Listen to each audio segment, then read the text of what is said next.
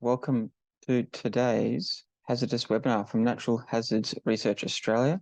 I'm Nathan Maddock. I'm the Communications Manager at Natural Hazards Research Australia, and contrary to what it says on the slide there, I'm not Deborah Bunker.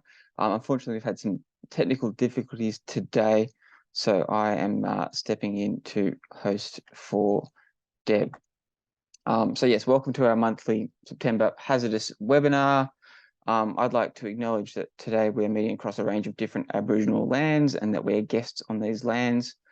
I'm on Wadawurrung country in Ballarat in Victoria, and I'd like to pay my respects to elders past, present and emerging. And I'd also like us to recognise that these lands and waters have always been places of teaching, research and learning, and its sovereignty has not been ceded. Before we begin, just some quick promo about the Disaster Challenge. The Disaster Challenge is an initiative run by Natural Hazards Research Australia. There's a final happening in a couple of weeks in Melbourne on the 12th of October. So if you can get to Melbourne, or you're going to be in Melbourne, it's 4 till 7 p.m. on Thursday, the 12th of October. You can register on our disasterchallenge.com.au to come in person. There's also a live stream. So that if you go to disasterchallenge.com.au, you can register for the live stream if you're not in Melbourne, and we'd love to see you there. I can run through a little bit more about the Disaster Challenge at the end, but thought I'd take that opportunity right at the top today. Today's webinar is showcasing the research of 3 of our PhD students here at Natural Hazards Research Australia. So it's a snapshot of our postgraduate research program, which the program in total has 30 postgraduate researchers, 17 associate students, and 3 early career research fellows. So today we're only hearing from 3 people. We've got quite a lot, as you can see there. So yeah, thanks to people joining us today. Our speakers today are Rebecca Ryan from the University of Wollongong, Fadia Isaac from Federation University, and Cameron Atkinson from the University of Tasmania. So Rebecca, Fadia and Cameron will each share their research for 10 minutes. And at the end, we'll have time for Q&A with everybody. So that'll take about 15 minutes at the end. So as we go along, if you can post your questions in the Q&A box at the bottom of your screen, please. And if you're able to just identify who the question is for as we go along, that would be great to assist there, please. And let's get into it. So our first speaker today is Rebecca Ryan from the University of Wollongong. Rebecca's PhD is developing novel geochemical and spectroscopic techniques to extend the existing bushfire record. So as fire regimes continue to alter in the face of climate change, there is an urgent need to develop new tools to extend our existing fire record to improve our understanding of the evolution of fire characteristics. Rebecca's research is using FTIR spectrometry and geochemical changes in the sediment record to determine how fire characteristics such as frequency, severity, and intensity have changed throughout the recent past. And these techniques aim to reconstruct a fire history in the Blue Mountains and the Namadgi National Park in the ACT and the Blue Mountains in New South Wales. So welcome, Rebecca. Thank you for the introduction. I'd like to start my talk today by first acknowledging the traditional owners of the land on which I live and work, and pay my respects to elders past, present and emerging. I recognise that these lands have always been a place of learning, teaching and research. Images such as these became the symbol of the 2019-20 Black Summer bushfires, along with this word unprecedented. We often heard this event being described as being like nothing we'd ever seen before. However, our existing records don't actually paint an accurate picture of past fire characteristics, such as severity and intensity, for us to be able to use this descriptor with such confidence. Our existing records largely rely on remote sensing data, which is limited to the last 30 to 50 years within the satellite era. Beyond that, we are reliant on tree ring reconstructions and analysis of charcoal, which can tell us a little bit about fire occurrence, but not necessarily its characteristics like severity and intensity. In order to more accurately forecast the occurrence of future fire events and to determine if the 2019-20 Black Summer bushfires were as unprecedented as we thought, especially going into this El Nino this year, there's an urgent need to develop new tools that can distinguish fire characteristics. So the aim of my project is to develop boron isotopes and Fourier transform infrared spectroscopy, or FTIR, to determine their ability to extend our existing bushfire record. So my project is broken down into three main aims. The first is to link changes in the boron isotope ratio and in the FTIR spectra with a fire of known severity. We'll then apply these techniques to sediment reservoirs in the Upper Blue Mountains and in Namadgi National Park, which are two known fire hotspots, to determine a greater than 100-year record of past high severity fire events. We then aim to determine how fire characteristics have changed throughout the recent past. So, why boron? So boron is an essential nutrient for plants, and it forms a key role in cell wall formation and transport of sugars around the plant. But what we're most interested in is its isotopic fractionation throughout plants. So how does this look visually? So as the groundwater is uptaken at the roots, this is done so with minimal fractionation. So what this means is that there's no preference for one isotope or the other. But as the groundwater is transported from the roots to the leaves, it becomes progressively what we call isotopically heavier, so enriched in the heavier isotope. This means that the roots are enriched in the lighter isotope and the leaves are enriched in the heavier isotope, which we can then try and use to reconstruct the severity. So where severity is determined by the difference in canopy consumption. So in an extreme severity fire, for example, where we see complete consumption of the canopy, this results in the deposition of leaves as ash on the surface soil, and this can be transported to our sediment reservoirs and will create a layer in the sediment profile that is enriched in the heavier isotope. To test this, so we looked at the Upper Nepean catchment, which was extensively burnt in the 2013 bushfires, and we do have a remote sensing satellite image here. So we did try and aim for sites that drained the highest severity fire so as to maximize the signal that we would see in our sediment reservoirs. So we looked at three creeks, Washhouse Gully, Horns Creek, and an unnamed tributary of Horns Creek, which for ease of reference, we have called Rebecca Creek. And I'd like the record to show that it was not my idea to name it that. We collected these samples across two separate fields campaigns. The first in 2017, so Rebecca Creek was sampled only in 2017 and 2020. And Horns Creek and Washhouse Gully were only sampled in 2020. In 2017, this creek showed that we had two charcoal layers, one at the bottom and one sort of in the middle here. But you can see that by 2020, these layers are completely washed through. So we used this 2020 core as our control to determine what situation normal or unburnt layers looked like. So to look at some results, so I've included red bars on each of the graphs to show where we have a charcoal-rich layer associated with the fires. And you can see that the Rebecca Creek core doesn't have any red bars because it is our control. We expected that all of these sites would actually be showing the 2013 bushfire, but you can see that from our radiocarbon dating that only the 2017 site shows the 2013 fire layer. The remaining two sites, the charcoal layers are much older. So, for example, this deeper charcoal layer in Washhouse Gully site is actually from the 1300s. So this is suggesting that the charcoal and fire-related sediments are staying on the hill slopes for quite a while before it's being inwashed into the creeks. But what is exciting to note is that in most of these charcoal layers, we do see an increase in the isotope ratio, signifying that this was a high severity fire event. If we look at the FTIR spectra, so FTIR analyzes the changes in the chemical bonds and this is dependent on how they react and interact with infrared light. So one of the ways that we can look at analyze these results is by looking at a ratio between what we call aliphatic compounds and aromatic compounds.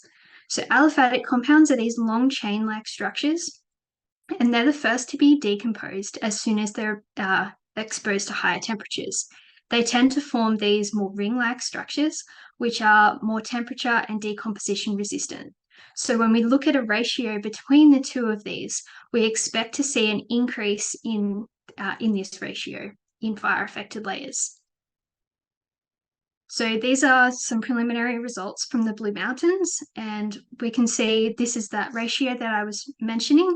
And I've also included at the bottom the number of years based on our radiocarbon-based age depth model, how long the record is lasting. And this is in about 20 centimeters.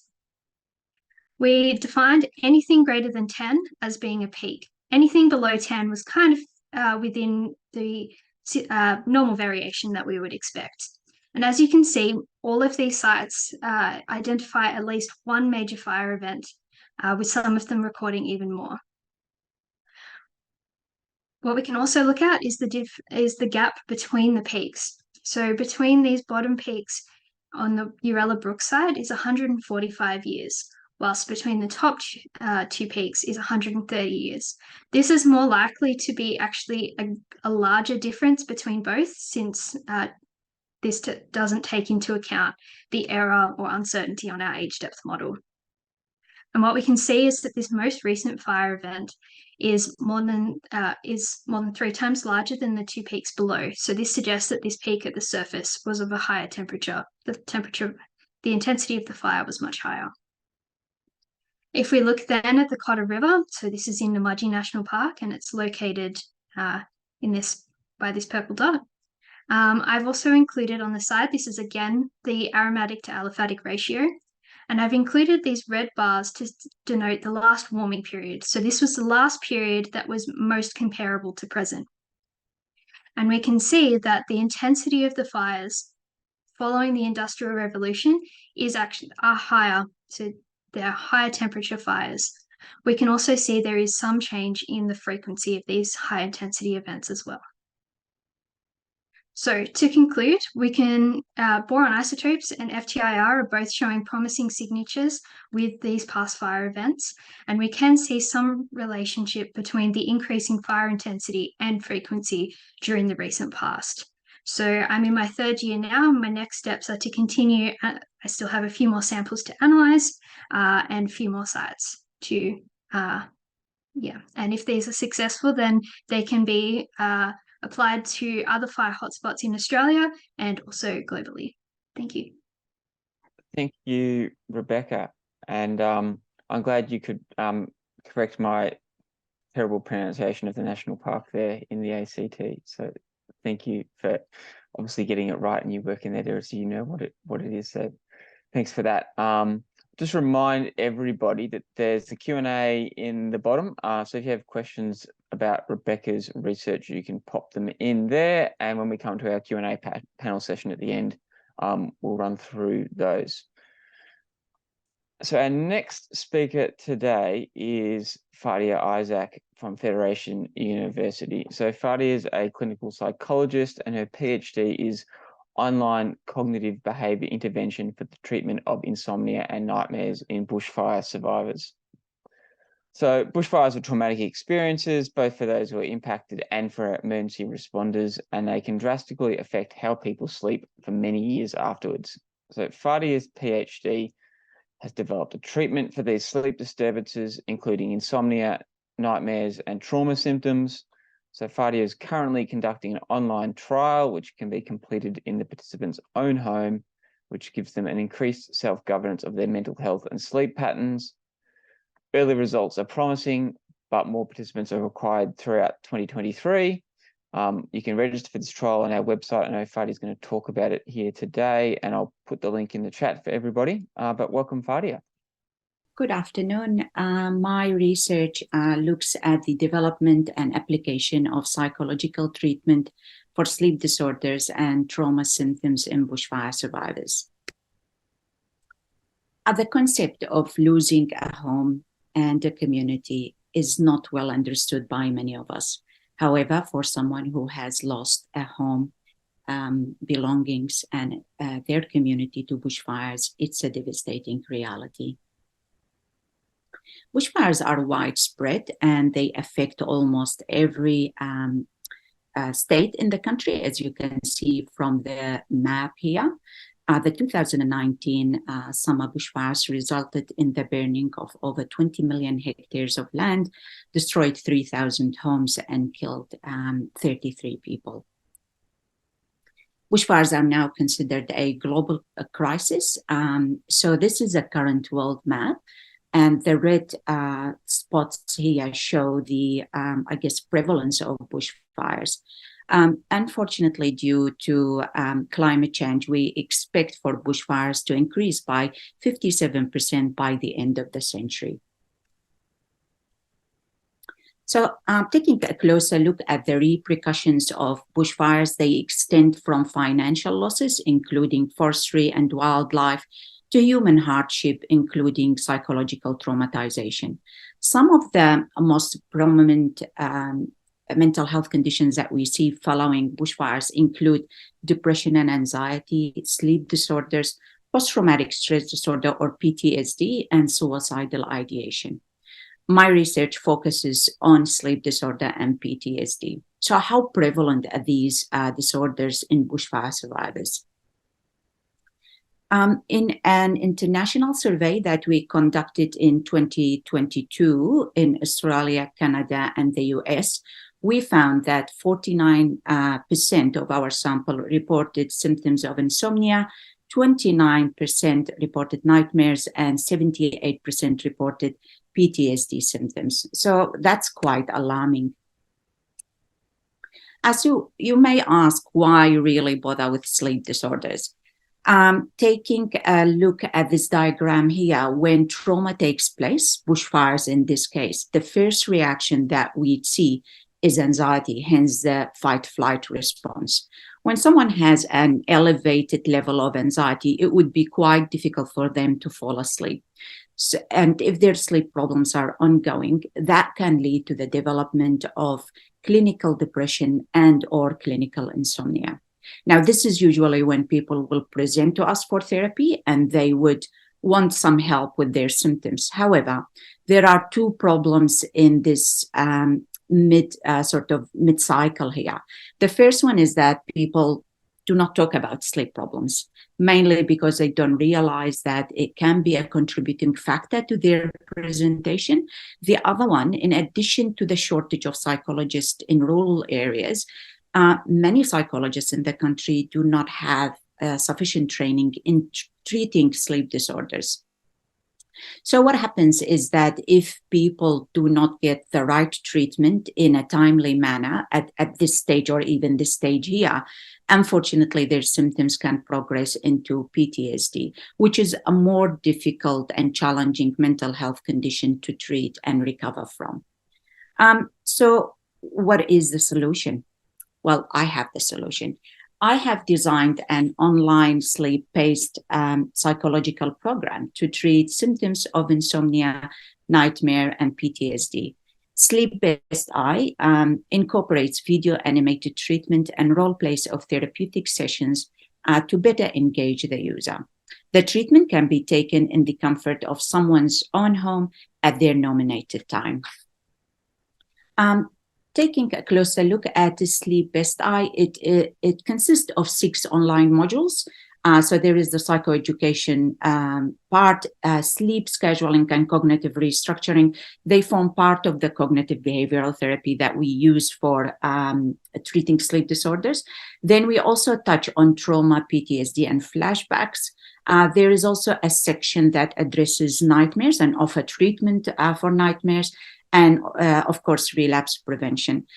We incorporated some mindfulness techniques there just to help participants in managing their symptoms if they ever become distressed during the program. I'll talk very briefly about the modules. So the psychoeducation is mainly here about sleep and insomnia. Sleep scheduling looks at developing healthy hygiene before going to sleep. But more specifically, it's about setting bedtime, sort of going to bed at a specific time and waking up at the same time, regardless of how much sleep someone would have. So that's sleep scheduling there. In this module, we look at trauma and how it can develop to become, unfortunately, PTSD. We also look at the neurobiology of PTSD, and we also offer some coping methods for participants to use if they ever need to do so. In the nightmare module, we look at encouraging participants to rewrite their nightmare in a more benign way, and they get to rehearse their nightmare during the waking hours, so they are more likely to dream of the, I guess, the new dream rather than the nightmare when they go to sleep, and of course, relapse prevention. Now, I'm pleased to announce that we are currently running a clinical trial using sleep best eye with bushfire survivors. Now, we are having some great feedback about the program, but also recently I've started to collect some qualitative data to assess the usability of sleep best eye, but also to find ways that if we can improve the program even further. Now, this is me in the orange outfit there, celebrating the launch there. I'm going to show you a very short segment of sleep best eye to just show you what it looks like. So let's that sleep scheduling and stimulus control show significant improvements in sleep duration, sleep latency, daytime functioning, and sleep efficiency.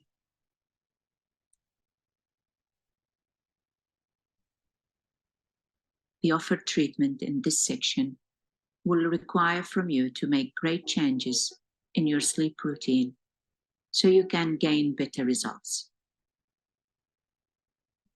You need to set what time to go to bed and what time to wake up according to how much sleep you need.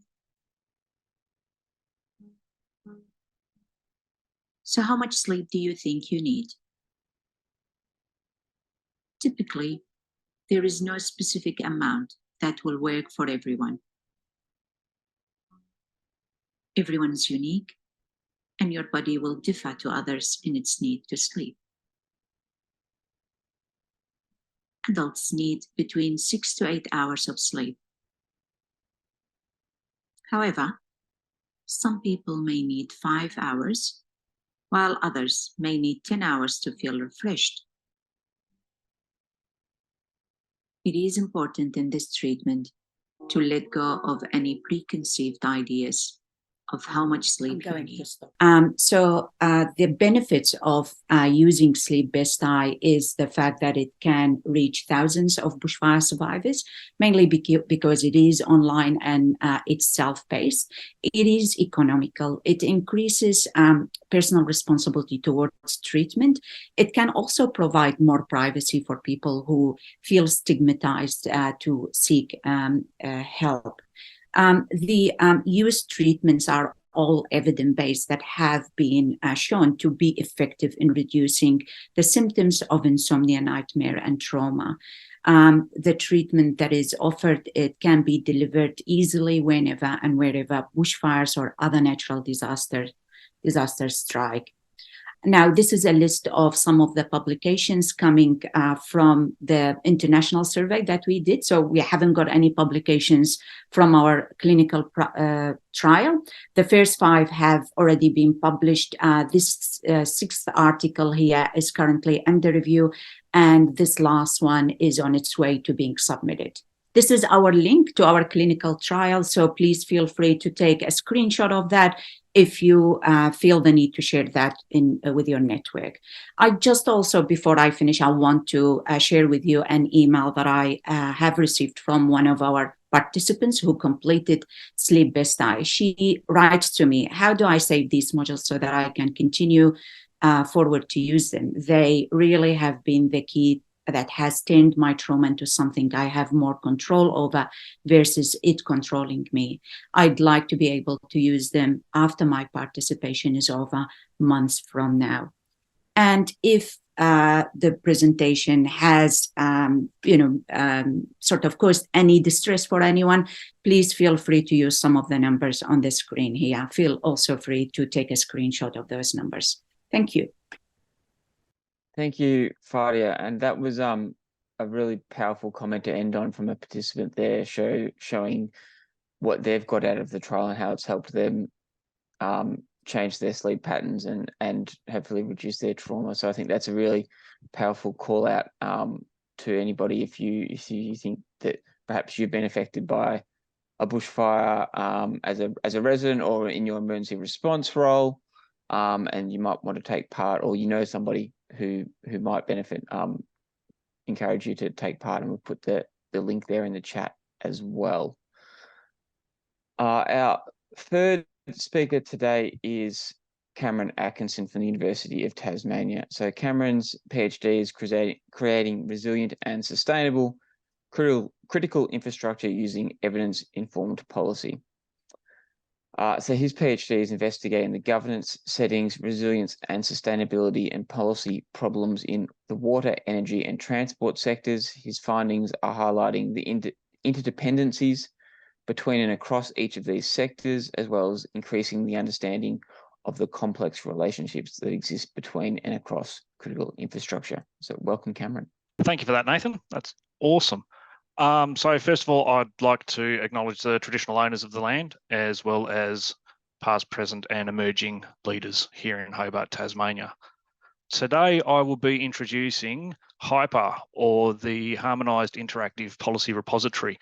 And this is a repository which will be useful for harmonising and enhancing critical infrastructure resilience and sustainability. So first of all, why do we need to do that? And that's because there's an information dilemma in governance. And that dilemma is we produce so much information, both scholarly and also policy documents. And it can be really, really difficult for not only governance, but also the owners and operators of critical infrastructures to keep abreast of that and researchers as well. So to do that, we can create a policy repository to make it easier to access documents. So HYPER is based on 3 interactive streams. It comes out of technical, economic, and socio-ecological.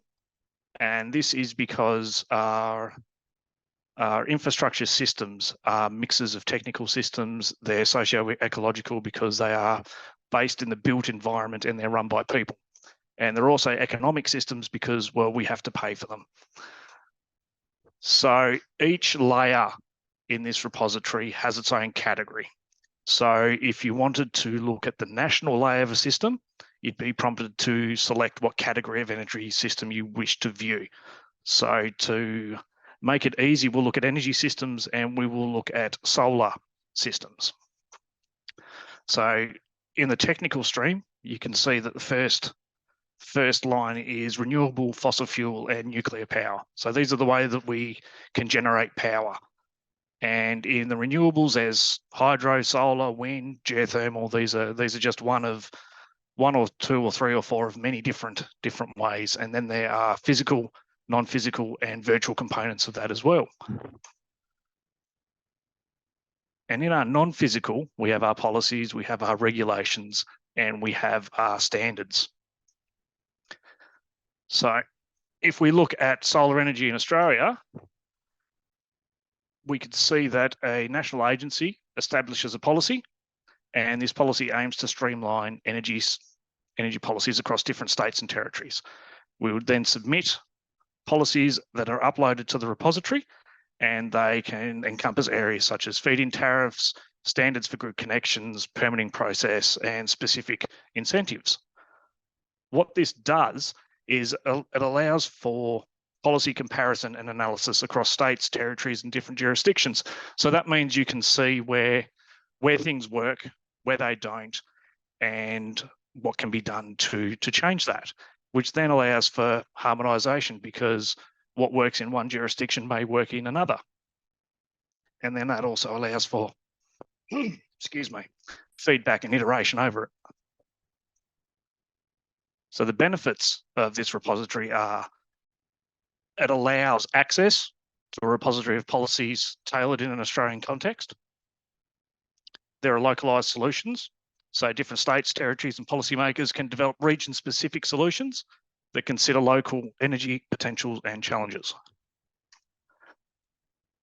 It allows us to share experience, so representatives from different states can learn from each other's successes and setbacks and enable informed policy decisions.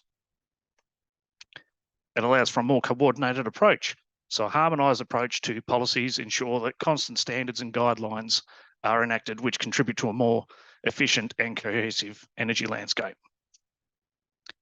It allows for accelerated adoption, so seeing where things work means that they get adopted. And evidence-based research. So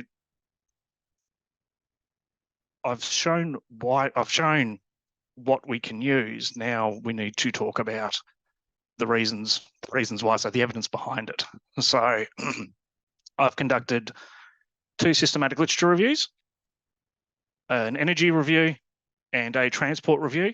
So the transport and energy systems reviews both pointed to these interconnections across socio-ecological, economic and technical areas. The difference between them is that the energy review was conducted along more traditional lines, and the transport review was infused with AI and machine learning techniques. So what that means is the reviews can be more rigorous, more transparent, and more repeatable, which provides a firmer basis for policy. So yeah, that's that. Thank you. Thank you, Cameron. Coming in under time there even as well. I mean, a shout out to all 3 speakers. They're doing a wonderful job in your allotted 10 minutes. So thank you very much. And Cameron, I particularly liked your acronym of HYPER as well. And I hope you started with that and then worked out what the letters would mean, because we all know that's a great way to come up with a good acronym. Cheers. Now we're going to have a question and answer session now. So I encourage you again to put some questions in the chat. There's a few in there. And while we bring all of our speakers up to join me, there we go. There's a few questions there, but I might just start with a quick basic one for Fadia that I had based on, I think it was on your video example there. It referenced sleep latency. Can you explain, sorry, what sleep latency means? And maybe it's, I don't know if it's just me that knows that, but that was just something that jumped out at me. Sleep latency is the inability to sleep in a sort of in the first 15 minutes of going to bed. So if people take, for example, 30 minutes or even longer than that, that indicates that they are having sleep problems. So we're hoping that the cognitive behavioral therapy that we implemented in Sleep Best I can actually improve the sleep there in terms of people being able to fall asleep a lot quicker than they are in terms of not being able to sleep when they go to bed. Okay, so that while the amount of sleep per person is highly individualized, that 15 minutes is a pretty good cutoff point that it should take most people 15 minutes to fall asleep. Encourage people to leave the bedroom if they cannot sleep within that first 15 minutes and sort of, just go somewhere else. And when they come back to bed, when they are sleepy, just because we don't want for them to build that classical conditioning in associating the bed with waking up. So yep. That's the aim of sleep scheduling. Great, some great tips. Thanks, Fadia. And there's just been a question popped in about the trial link and being able to access with the username and password. So correct me if I'm wrong here, Fadia. I think there's on that website, there's a whole lot of information about the trial. And then to start the sign-up process, you need to register first. Is that right, Fadia? That's correct. So you go into the link. there is a registration process. It's very straightforward.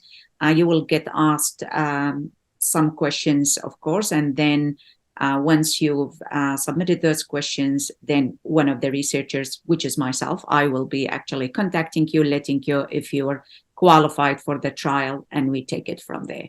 No worries. Thanks, Fadia. There's a few questions coming in now, but Rebecca, I might start. Well, I'll go next to you. Question here from an anonymous attendee. What additional sites do you intend to examine in the future? And is that both just here in Australia or internationally as well? Yeah, so within the scope of my PhD, most of my sites fall within Namadgi National Park and the Blue Mountains, and then we'd also had that testing phase in the Upper Nepean catchment. So that will probably be the extent. They're all localized within those same areas, but just slightly different. So with the Blue Mountains, we have completely different fire histories depending on which site we look at. So trying to encompass that. No worries. And a question also for you, Rebecca, from Gary. You mentioned a difference in intensity and frequency of fires before and after the Industrial Revolution. Do you have any more about the quantity of this difference, and specifically what years are you talking to? In terms of assigning it to a specific year is quite challenging because of the sort of deposits that we're looking at, and sedimentation in Australia is very slow. So our resolution for some of these particular sites, 1 centimetre may represent the last 100 years. So assigning an exact year of when that change is quite challenging with the particular sites I'm looking at. But what we can look at is the change in the isotope in that aromatic to aliphatic ratio. So it's about 2 units greater. In terms of temperature, it's kind of, again, hard to distinguish that in an exact temperature band without actually then looking at specific compounds within the spectra. But yeah, so we can tell that the intensity has increased, but in terms of by what temperature value and in what exact year, they're both subject to error. Hopefully that answers your question there, Gary. Cameron, question here for you from Anonymous. Will the access to HYPA be publicly available, or is it particular users? How does that all work? Ideally, yes.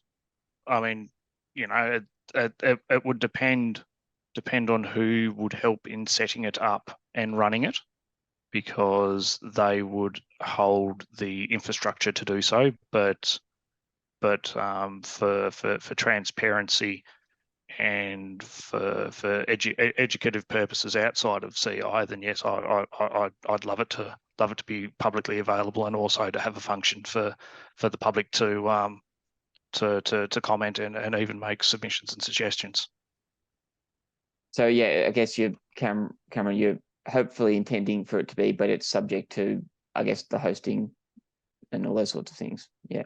So work to, I guess, still to come in there, but that's the intention. Fabulous. Question, a couple more have just come in for you there, Cameron. So while we're on a roll, question here from Shimmer. In your literature review, what was introduced as the most critical infrastructure or resources in responding to disasters? That sounds like a great question. The most critical infrastructure or Yes. resource in responding to disasters? All of them, because they all interact. They're critical infrastructures because one depends upon another. You take away energy and you take away a whole heap. You take away communications, then we can't organise. You take away transport, then people can't respond. You take away hospitals, then people can't be helped and healed. So I know it's a bit of an open slather answer, but that's the reason why they're critical, because we depend on all of them, and each one plays a vital role in responding to disasters. And they're all linked so heavily, I think, and the whole system can fall down if failings at any of those points, really. So yeah, thanks for explaining, Cameron. And also, just for Cameron, from your reviews of the last of the two sectors, what is the most pressing governance need for these sectors under in reference to climate change? So the most pressing governance need with climate change. Well, I guess the most pressing need with regard to climate change is trying to solve the climate problem. It's there's no governance concerns with climate change if we actually decarbonize our economies and stop pumping things into the atmosphere. That's the easiest way to solve things from a governance perspective. Rebecca, question for me here. So you're working out in these national parks. How are you working with the national park sector and fire agencies and other people in this space? What's their interest in your research so far? Yeah, so I have communicated with the national parks in the ACT and in the Blue Mountains initially with all my fieldwork, and yeah, hoping to be able to extend that the findings that we have here once they're a little bit more in a finalized state, and can hopefully be used to help with management practices and planning for future fire events. A reminder, you can put your questions in the Q&A box. Fadia, one thing that's really interesting to me about your study is that it's not just Australia. So Canada and America, I believe, are the other two. Are you getting some good sign up internationally as well? I guess what would your call out be for people who have been affected by bushfires both here and abroad? So in terms of our recruiting from overseas, it has been great while we were running the survey. However, for clinical trial, it has been a lot more difficult. I had few participants from Canada and one participant from the US. However, most of our participants are from Australia. So we're still recruiting. We're still hoping that we can get the numbers that will allow us to get a meaningful analysis to sort of, demonstrate how effective sleep-based diet is. So yeah, we're still rolling with it. A question here from Mark for you, Cameron, here. The issue of climate mitigation clearly isn't working. How does HYPER work with adaptation to climate change, especially along the coastline with increases in storm surges and flooding? I guess HYPER would work because it helps to harmonise policies. So it goes back to the idea of laboratory federalism in Australia. So policies generally, when they work well in one area, they're looked at by other states and jurisdictions, and then they can be adopted in another. So what this does is it helps to facilitate that adoption by making it more visible, by making it more accessible. So yeah, and that's not just for storm surges and flooding. That's for fires as well. That's for the vast cacophony of issues that we are going to be dealing with under an interrupted climate. Now, I know you're all at different stages just with your PhDs in terms of time frame. So maybe I'll just quickly run around the room and start with Cameron, Rebecca, and then Fadia. I guess, what do you think your time frames are for finishing your research for each of you? So start with Cameron. Well, I'm hoping, I am aiming to have things handed in by March. So as things currently sit with me, I've got four published articles. So two of which are research plans for the reviews that I have conducted. So I published those early last year, and I've subsequently conducted the research afterwards, and I will be submitting both of those reviews hopefully by the end of this year. But in between, I have developed computational-based research methodologies as well to increase the rigor and repeatability of the research that I'm doing. So I've also published 2 papers on how we can use Python and AI to augment our research. So you're really on the home stretch then. Yeah. Can you see the shakes? Yeah. Rebecca, how about you? Yeah, so I'm in my 3rd year now. I published my first paper at the end of last year. That's that calibration step against known fire occurrence, and trying to submit another paper for review as we speak. But yeah, I'm aiming to finish mid to end of next year, hopefully with 4 publications total. And Fadia, I think you're at a bit of a different stage too, given it's the active recruitment stage and all of those things. So yeah, still, yeah, you're in that really research heavy intensive phase. Yeah, just like Rebecca, Nathan, I am in my third year. As you know, I have explained in my presentation, I'm still collecting data from our clinical trial, currently doing the qualitative as sort of side of things as well. We're hoping that this will be wrapped up end of this year or early next year. My timeline is March of next year, but I don't think I will be able to submit by that time, mainly because I need to still analyze the data. So we're hoping that, for 6 months extension after that. So probably, end of next year, I'm hoping. So again, I have published 3 systematic reviews. I've got a book chapter that has been published as one of the systematic reviews as well. And we've got 3 papers that have come out of the international survey that we did, and probably another 2 or 3 papers from the clinical trial and the qualitative method there. So yeah, it's all going. It's tiring.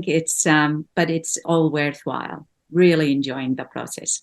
And I think all 3 of you, sounds like there's quite a lot of papers in the works and already have been published too. So that's an important part of the process as well. Now, Fadia, I'm not sure whether you can answer this question, and feel free to say it's probably a bit out of the scope of today's session, but I guess there's something that probably everyone thinks about, not necessarily depending on their role, but a volunteer firefighter has joined us today and said that they have trouble sleeping after an incident because they're thinking about things they could have done. And I guess I think you go to bed some nights and you're thinking about, I should have done this today or whatever. I mean, this is obviously a much more extreme example if you're out fighting an incident as well. But asking, is that normal? But yeah, if that's not sort of something within scope today, please say so. I think this applies, being a clinical psychologist, I think this applies to everyone. I mean, at the end of each day, you think, oh, did I do enough in sort of that, part of my life, or did I do enough for my kids and my family? And it's just a very normal thing. But when it's part of your career and the work that you do for the community, absolutely, that would be very normal to sort of have these questions constantly coming to mind, especially before going to bed. And being a firefighter, I'm thinking that you're confronted by trauma on, regular basis. So, and I know from the research that we have done so far is that unfortunately, these symptoms can keep going for decades after being confronted with the trauma. So let alone being confronted by the trauma on regular basis. So a short answer is yes, it's very normal. But, you've got sleep best eye that you can take and improve your sleep. Fabulous, Fadia. And yeah, for that particular person, anybody else, I think a key call out from what Fadia just said then is that the sleep trouble and trauma, it can happen straight away after the incident, or it could come on many years later and last many, many years as well. So encourage you to, as a starting point, have a look through Fadia's website, see if there's some information that can help you consider signing up for a trial, or speaking with a health professional as well, if that's what you think that you need. So don't suffer in silence. We're getting to the end of today's session. So I'd just like to thank Rebecca, Fadia and Cameron for joining us today, and for answering the questions, for everybody for participating, putting in their questions as well. We've got plenty more events coming up online and in person. So we'll have a hazardous webinar in October. A topic and date is to be confirmed, but keep an eye on your emails and our social media there. If you're in Melbourne, as I said at the start, the Disaster Challenge final is on the 12th of October, which is the day before the UN International Day for Disaster Risk Reduction. So the Disaster Challenge final has 3 teams which are going to pitch their solution to helping solve a wicked problem, better linking disaster resilience resources to those in need across society. So this is a free event. If you're in Melbourne, it's going to be from 4 till 7 p.m. on the 12th of October at the Greek Community of Melbourne Centre on Lonsdale Street. You do need to register. So disasterchallenge.com.au is where you go to register to attend. And it's also where you go to register to attend to live stream. If you're not in Melbourne, you can still listen into our Disaster Challenge final and hear the 3 teams pitch their solution for solving the wicked problem. For updates on everything happening at Natural Hazards Research Australia, sign up to our newsletter. You can follow us along on social media as well. And other than that, we thank you for joining us today, and we'll see you next time. Have a good day. Thank you.